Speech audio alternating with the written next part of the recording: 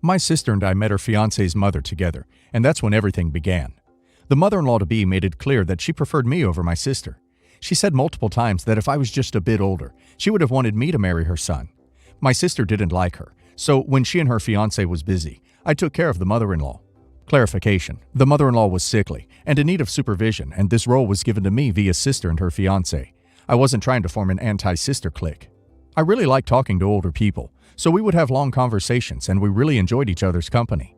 My sister felt very unwelcomed by her mother-in-law, so I would visit her way more. Clarification: this was not to spite my sister, but it's because we had a set amount of checkup days to check up on her, and since my sister refused to meet her mother-in-law, I was told to go check up. Thus, I would visit her way more. Since the mother-in-law spent more time with me than my sister, she liked me more. It was a negative cycle. I always tried to make her see my sister in a more positive light, but I never succeeded, and nothing I could do would change her opinion on my sister and on me. She passed in June, bless her, and she gave her wedding ring, not to my sister, but to me. I had no input on her decision-making. I have never asked for it or shown interest in her ring. It was common knowledge that my sister wanted that ring for her wedding ring. I was shocked, just as much as everyone else was. But my sister's fiancé told me to consider it since it was his mother's dying wish. Clarification: her fiancé told me this news, as he was the only one who heard her last wishes. I thought about it, and I decided to keep the ring. When my sister found out, she called me crying and screaming about how much the ring meant to her, and that it was obviously supposed to be her wedding ring. My mother told me that it was the fiancé's mother's ring, which should go to the bride by tradition. My sister told me that ring meant so much to her, and she planned on having it, and that it was selfish of me to steal a ring I wasn't going to use. She told me her wedding was a once-in-a-lifetime thing, and that I was a jerk for choosing a dead, non-related woman's wish over a blood-related family's future. That got me, and I started to rethink my decision. Many people around me told me that I was ruining their wedding by preferring a dead stranger to my own flesh and blood. Some of my friends are telling me it was right for me to do, but some are saying that since the original owner is dead, I should stop being so sentimental and give the ring to the rightful owner. My sister is hurt that I chose to accept her dream wedding ring, and I'm so torn. I feel like a piece of crap for accepting it, but I also can't bear to break my promise to her dead mother-in-law. I have it right now, and I know every moment I have it, it hurts my sister immensely. Am I an a-hole for stealing my sister's wedding ring? Your sister didn't even like her future mother-in-law, but is putting her hand out for her wedding ring. Why does it mean so much to her when she didn't even like the woman? So, let me get this straight. Your sister didn't like her future mother-in-law. Her future mother-in-law didn't like her. You and your sister's mother-in-law liked each other and got on well, so when she died, mother-in-law left her wedding ring to you. Sister is now angry she didn't get her dream wedding ring. I'm guessing this wedding ring is not just a plain gold band you can pick up cheap anywhere. Not the a-hole.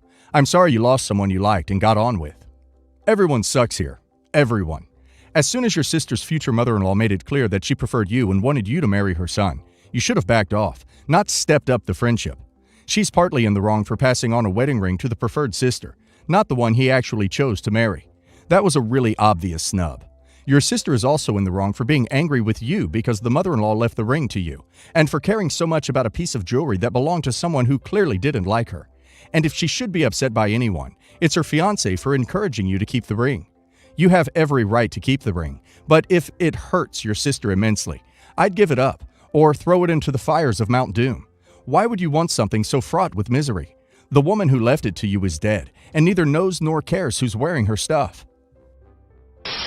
Hubs, 31 male, and I, 29 female, are due with baby number 1 and number 2. We are only 13 weeks along, but are looking into buying a new house. Our property is great, but our house is 1, not big enough, and 2, falling apart. This is a big deal to us as we thought it was never going to happen, as we had been trying for 5 years. Anyway, my parents have been looking into downsizing for the past few years, as they say their house is just too big after my sister and I grew up. This is completely understandable, as it's a 5-bedroom home. A few weekends ago, they sat Hubs and I down and asked if we would be interested in their house, as they closed on a new one and are preparing to move. This took us by surprise, and we told them we couldn't afford it. They insisted, saying they didn't want payment for it. We went through financials of the house and decided it would be doable, and we happily agreed, but insisted they let us pay them whatever we sold our property for. Okay, great. Both our problems were solved, and everyone is happy. Everyone except my sister, 26 female that is. Ever since we were kids, she swore up and down that the house would belong to her someday, and begged my parents to give it to her in their will. She's part of the reason they decided to downsize. When she found out, She called me to banshee scream at me about stealing her house from her and started demanding I give her my property because it's not fair that I get two while she rents. I told her the property was being sold and the money was going to our parents. She screamed more before I hung up. I texted her that she needs to stop being an entitled bee and that she couldn't afford either property, so she needs to start thinking with her head. Since then, I'm getting non-stop calls and messages calling me a thief and a bee for doing this to my sister and that I have to give her my property. I'm starting to feel bad because she has always wanted our parents' house, and I'm getting it basically for 1/10 of the cost. Edit. Their house is worth about $90K. We are hoping to get $10K from our property and are hoping to be able to give them $16K. They aren't planning on giving her an equal gift, as they give her $500 a month and have bought her several cars throughout the years and have bought all of her furniture brand new for her. I do not receive the extra money, though they bought me a car at 18, have helped with emergency repairs when we were younger, house and car, and like to buy big-ticket items on birthdays and Christmas. They bought us a new oven 2 Christmases ago. Our parents try hard to not play favorites. I don't accept most of the help unless it's 100% needed, because I don't want to do that to them, and I can support myself. Edit number 2. For those asking, we live in the Midwest in a small country town. Cost of living is pretty low, though we are giving up some amenities such as restaurants, grocery stores, access to jobs. We have a gas station and a dollar store. Not many people want to live here, which keeps prices low. This is a huge gift, and unless they're able to give her something to commensurate value at a similar stage in her life cycle, I can see why she's mad. She, of course, is not entitled to the house, and her reaction is crazy, but this is an example of big favoritism. Since she was so attached to this specific house, why didn't your parents sell it and split the money between you? That way, you have money to upgrade to a better house, and she doesn't get the double slap in the face of you alone being gifted the house of her dreams, while she gets nothing. Has she done something terrible to the family to lead your parents to completely cut her out like this? If not, then everyone sucks here, because you don't seem to care that your parents treat her so much worse than you. Not the a-hole. Your parents are playing favorites, which sort of sucks. But a house costs a lot more beyond the initial monthly payment, and I suspect they know she won't be able to maintain or afford it if she's waiting for them to die before she gets it. I would ask your parents to handle it, as it's their call ultimately. Not the a-hole. So your parents give her $500 a month, $6,000 a year, have bought her numerous cars, and all the furniture that she has. I'm gonna assume each car was at least $10K, times 4 is $40K, another $10K in furnishings, and the $6K each year for what, 3 to 5 years? $40K plus $10K plus $18K equals $68K, which is way over half of the value of the house you were getting. So she has and still is getting a portion of her inheritance every single month. As you said in one of your posts, you plan on giving $16K to your parents, and that they can do anything they want with that money, including give it to your sister. My parents are both living, healthy, and relatively young, both in their 40s. But they recently redrafted their will due to everything going on. My sister is 25 living at home, and I'm 20 living in an apartment. So, honestly, I feel this point is moot. However, my sister is extremely upset with me. Since my parents redrafted their wills, my mother decided to sit down with my sister and me separately to discuss things. My sister wanted everything to be split down the middle, but did not want to liquidate the property. She was wanting my mother to allow us to buy each other out, so whoever had the funds would be able to have our family farm. My mother did not agree with this prospect due to the inability for us to have the assets to purchase such a property, especially at this age. She sat down with me separately, and I told her I'd rather have my sister be given all the liquid assets if I was able to keep the farm. My mother agreed with this since it was fair and allowed for the land to stay in the family. When talking to both of my parents, they wanted to give me most of the sentimental items, while my sister got first pick of particular family heirlooms. While we both are getting items and they are relatively similar value-wise, financially split down the middle more or less. Most of mine have family ties to them as well. My parents know my sister is less responsible with money, has difficulty keeping a job, and does not treat her or others' property well due to some of her medical history. This belief supported their reasoning. Well, my parents told my sister the new arrangement, so it will not come as a surprise, and she is utterly furious that I coerced my parents into giving me the land and more family heirlooms. When she read the will, the anger doubled. Because it was listed in the event they passed, she would have 6 months to move out of the family home. Now she's claiming I not only stole her inheritance, but am rendering her essentially homeless in the instance our parents die. My sister and I have always been civil, but she's been coming after me, calling me all sorts of names and telling people that I have stolen her rightful inheritance. Am I the a-hole for negotiating inheritance with my parents? I honestly feel somewhat guilty for pushing her to this point, especially during Christmas time when we're supposed to spend time together. Edit. Some people have been asking if the assets are similar in value, which financially they are. I have lots of sentimental value for the farm, hence why I'd rather have the property than money. Edit 2. Someone asked about the disabilities, so I'll copy that response here. My sister has bipolar depression and memory loss due to adolescent epilepsy. I also have PTSD, ADHD, cerebral palsy, and other neurological conditions that are progressing. Therefore, I do not take the difficulties we have into high account in this particular situation, since our disabilities do not directly correlate with the situation. My parents have already set up a system for their passing that would provide her long-term insurance, and have a plan in place. The money she would be receiving would be approximately $5,000, in addition to her monthly SSI my mother has worked to get her. That would also be after the initial sum of money unbeknownst to me and life insurance. This money would be dispersed for more or less the rest of her life in the event they died. In addition, my sister has been able to live on her own but has since came back home due to being unable to manage money well and the inability to stay in a job. My disability makes me unable to live independently, but my boyfriend is able to assist me in that regard while I work towards raising money for a service dog. Curse insurance. I didn't really find this relevant, but I guess it's important. Not the a-hole. Your parents are the ones who drafted the will. This is what your parents wanted. I'd say not the a-hole even if they cut her out fully, but they didn't. It's still roughly equal.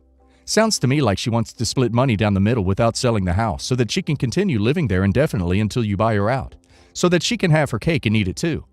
The way your mom decided to split things sounds fair, since what you and her would be receiving are of relatively equal financial value. Not the a-hole. And I feel bad for your parents that she's already engaging in this macabre fight over an inheritance before they're even dead. Not the a-hole. Your sister sounds entitled, and like she doesn't quite understand the responsibility of property ownership. She would also likely never agree to the appraisal pricing of the property in order to buy you out, which would then likely make her contest the will, and then let it bleed out in court for years. This was the right choice in the end, for all involved. My 16 female. Parents are divorced. They got together in 2004, married in 2006, a couple months before I was born, and split up in late 2012. The divorce was finalized in early 2013. My parents' split really affected me. I got homesick, upset, and anxious when I was away from one parent, and it was the same when I was with the other. I cried all the time, was very withdrawn and sensitive, and thought I was the reason they split. It got tense for a while when my parents got new partners, but I eventually got used to it. If it's relevant, my dad married my stepmom in 2016 and has 2 kids with her. My mom has been dating my stepdad since 2016. I never knew why they divorced. I was around 6 when everything happened, and they could only explain it to me in a child-friendly way. Sometimes mommy and daddies grow apart. They still love each other. Everything happens for a reason. And I did question them as to why it was happening, but never got the truth until a week ago. It came out that my dad had been unfaithful to my mom.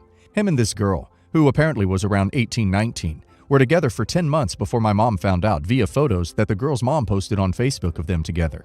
Expected drama ensued, and during the divorce process, my dad got engaged to the girl. He tried to introduce her to me. He told me that she was my new mommy, but I was cold towards her. I had to see her more after that and just never warmed up to her. They broke it off in 2014 for some reason, and that was that. I couldn't help but snap at him after finding out. I blew up at him. I yelled and told him that he had broken up our family for a girl he barely knew. He completely destroyed my mom and her trust, that he had the audacity to introduce us and tell me that she was my new mom, that he saw how much it affected me, that his 6-year-old wouldn't eat or talk because it had given me crippling anxiety, and I blamed myself, that he was too much of a coward to ever tell me about it. He argued back that it was none of my business, and my uncle, who let this whole thing slip, defended me and said he thought I knew, which is why he said it, and I had every right to be upset. I ended up storming out and stayed the night at a friend's. I gave him the story and he said that he understood I was upset, but it wasn't my place to yell at him. I'm confused with everything I feel too. I was young when they split. I wouldn't have expected them to tell me at that age. But when I was older, part of me doesn't feel like it's my place to be upset. Another part of me thinks I have every right to be upset at both him and my mom, since she never told me anything either. All in all, am I the a-hole for yelling at my dad after finding out why my parents divorced? Not the a-hole at all. Let me start by saying I hurt my own family by being unfaithful. Those choices I made may eventually come out later to my son, and if he's mad at me, I'll have to own my mistakes once again to a new person capable of understanding. It sounds to me like your dad feels crappy and doesn't want to relive the shame again. Still, you have a right to your feelings. Dad needs to own his crap, now and forevermore. We all need to. Not the a-hole. Of course it was your business and your place to yell at him. He betrayed you and your mother in a horrible, shameful way. Your friend is way clueless for what he said to you. not the a-hole. His decision affected you all. You've been blaming yourself for the past 10 years, internalizing things, developing anxiety, along with a host of other things that come with divorced parents, bouncing between households. Holidays are stressful because the family is divided, so you have to spend it half with this one and half with that one. The new partner's coming in and out of their life. The truth was bound to come out eventually, and I'm sure he imagined one day you might find out and how to address it with you. He just never prepared. Hopefully you can both discuss this when things calm down and move forward when you're ready.